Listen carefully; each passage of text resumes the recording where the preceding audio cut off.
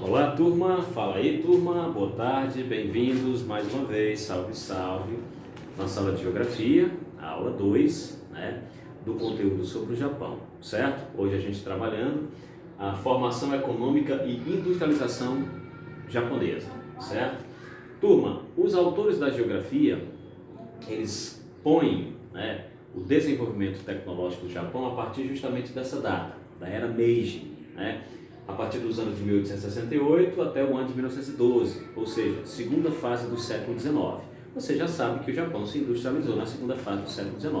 Você sabe que hoje, sem dúvidas, o Japão é um país, né, de grande destaque, né, enquanto potência econômica global. O Japão ocupa a terceira posição, né, em dados, né, de economia do planeta. O Japão só é superado pela China, que foi outra que a ultrapassou nesse momento, né? A gente acabou trabalhando isso bem recentemente, e também os Estados Unidos, tá certo? Então a gente vai trabalhar esse contexto hoje, né? E evidentemente isso vai ser cobrado na prova. Você, ao final do vídeo, sempre reveja, faça anotações para fortalecer aí o teu aprendizado. Eu sempre digo isso, né, gente? Mas vamos aqui, ó. Antes da gente ir para esse período, respectivamente aqui do contexto histórico, né, eu quero me ater um pouco mais com pesquisas, né, com profundidade em relação à história do Japão, certo? Segunda fase do século XIX, seu processo de industrialização, mas o que era o Japão antes dessa fase? Vamos entender isso aqui, é importante, tá? Turma, o Japão, durante o século XVIII, durante o século XIX, era um país que a gente pode dizer que vivenciava basicamente aquela situação de feudalismo da Europa. O Japão era um país essencialmente agrícola, o Japão dispunha de uma sociedade descentralizada, tá? Onde houvesse, embora um imperador, mas esse imperador configurava muito mais de uma forma figurativa, né? Ele não tinha tanta importância, da mesma maneira como eram os senhores feudais e os reis lá da Idade Média na Europa. Tá? E aí o que é que acontece? Havia uma descentralização, tá? O poder estava muito mais centralizado na mão do que a gente vai chamar de shogun, né? Que eram líderes militares, né? Esses líderes fazem muita relação a dinastias do passado, né? E aqui a gente pode chamar de sistema Han, tá? De dinastias antigas do Japão, tá? Etc. e tal. O que é que acontece? O Japão, por ser esse país agrário, tá? Ele tinha muitas dificuldades financeiras. Ele dispunha, né, de uma sociedade, de uma economia, melhor dizendo, muito frágil, né, e principalmente por algumas outras características. O Japão era muito fechado à comercialização. Só para você ter ideia, nos portos japoneses, certo, não chegavam embarcações vindas de fora, não chegavam principalmente embarcações vindas da Europa e também, consequentemente, vindas dos Estados Unidos. Só que aqui chamamos a atenção para um fato importante. Estamos durante o século XIX, falando sobre o século XIX, melhor dizendo, né? E durante o século XIX você sabe que ocorria a segunda fase da Revolução Industrial, portanto o período também considerado como imperialismo. O que era esse imperialismo para esse contexto do Japão? Você sabe que os países imperialistas europeus, né, buscavam sim, né, áreas de influência para vender os seus produtos industrializados e também em busca de matérias-primas para industrializar. Né? Então chegou em algumas circunstâncias a terem contatos, tá, americanos com japoneses, e houve uma certa pressão, tá, para que fossem abertas, tá, as portas para possíveis comercializações. Tá? Então, a partir desse fato, né, do imperialismo, o Japão teve que ceder, né, porque não teria condição de enfrentar um conflito bélico, né, já era um país pobre, tá, e não tinha possibilidade de, vamos dizer assim, recusar essa imposição. Aconteceu diplomaticamente, é verdade, né, mas a gente pode dizer que foi basicamente uma imposição. Tudo bem? Então aqui surge esse cara, tá, fato importante para o contexto de industrialização japonesa. Certo? A era Meiji, tá, surge a partir da necessidade, ao mesmo tempo da observação, de que seria importante o Japão se adequar, né, se organizar, tá, para uma nova história, né, para um novo contexto que pudesse trazer benefícios, né, com essa relação comercial, tá, com essa implementação já de um possível capitalismo chegando por lá, tá, nesse contexto aí. Então, repito, segunda metade do século XIX era Meiji, recebe esse nome, mas na realidade o imperador que surge, né, que depõe imperadores de outras dinastias, tá? O nome do cara é esse aqui, ó, Imperador Mitsuhito. O Mitsuhito, certo? Ele faz grandes invenções, ele cria, na verdade, grandes ideologias, né, para compor, tá, um início, né, de uma possível industrialização, né? O Japão dispunha, né, de alguns recursos ali, né, pelo menos para uma parte da população, para aquelas famílias mais, né, mais nobres, tá? E juntamente com essa concepção de parceria, o Japão começa a implementar um grande incentivo à indústria, começa a implementar, tá, uma questão capitalista e também uma possível visão imperialista, já que o Japão se fortalecendo, ou começando a se fortalecer, ele também viu a necessidade de pegar os exemplos, né, daquelas grandes metrópoles e tentar encontrar, né, países para comprarem os seus produtos industrializados, curiosamente, né? E aí onde é que ele vai na realidade tentar buscar essa venda para esses produtos? Em territórios chineses, né, em territórios da Coreia. Aqui a gente pode lembrar que houve inclusive, né, um conflito bélico lá entre Japão e China, né, por uma região lá da Manchúria, né, que é pertencente à China. Então a gente pode destacar o surgimento de uma administração voltada à industrialização, certo? Isso é muito importante para a gente compreender o contexto, né, de formação econômica e industrial japonesa. Legal? Então vamos entender o seguinte, certo, gente? Dando continuidade aí, era Meiji, tá?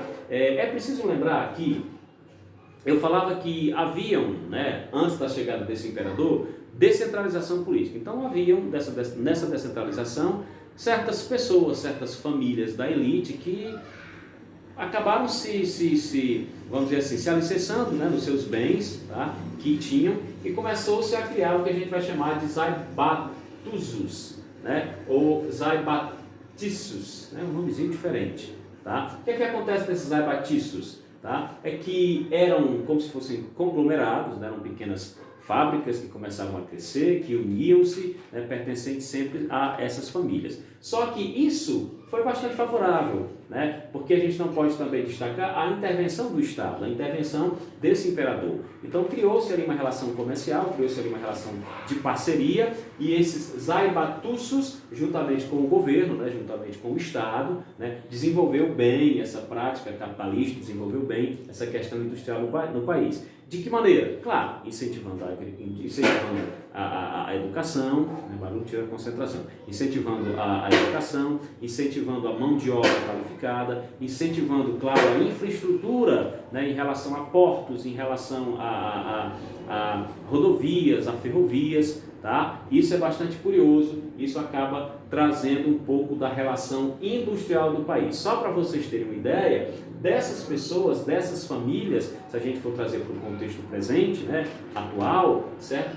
Alguns desses conglomerados, né, ali na figuração de famílias nobres, ainda perduram no Japão enquanto influência tecnológica, industrial. Por exemplo, aqui a gente poderia citar a questão da Mitsubishi, a gente poderia citar, tá, aquelas fábricas, né, voltadas a eletrodomésticos, da própria Mitsubishi, né, Sharp, tá, está muito associado a essas famílias, tá certo? Esses conglomerados. Isso é importante que a gente possa entender. Só que vai haver um acontecimento muito significativo, tá, que, em outras palavras, quebrou um pouco, tá, da tentativa do Japão de se tornar uma grande potência naquele contexto, que foi a sua participação na Segunda Guerra Mundial. Você sabe, estudante de história, né, que o Japão participou da Segunda Guerra Mundial do lado dos derrotados, do lado da Alemanha, do lado da Itália. Tá? E aí o que é que acontece? Com a Segunda Guerra Mundial, né, e ao mesmo tempo a vitória do lado capitalista, do lado americano, certo? O Japão sofreu aquele grande ataque que foi as bombas, né, em Hiroshima e Nagasaki. E aí, vamos dizer assim, jogou um grande balde de água fria do povo japonês. Só que uma coisa importante a gente deve também mencionar, é o mesmo Estados Unidos que destrói o Japão que o reconstrói.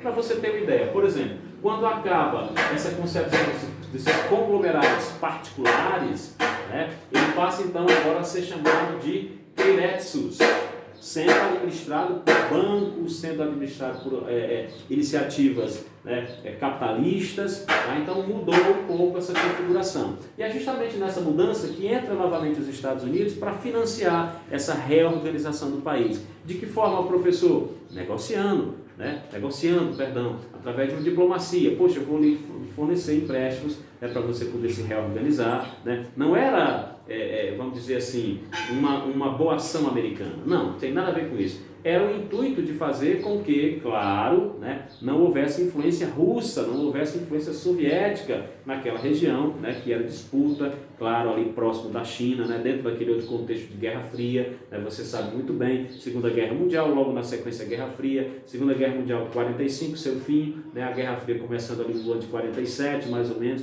Então, essa reformulação japonesa se dá muito disso. Tá bom? E aí o que é que a gente pode observar? Os Estados Unidos financiou, os Estados Unidos possibilitou ao Japão uma reestrutura econômica, né? E aí desenvolvendo muito, por exemplo, a substituição do que diz respeito à indústria bélica, à indústria de tecnologia voltada à fotografia. Caso você não saibam, né? Não saiba, melhor dizendo, vocês não saibam, certo?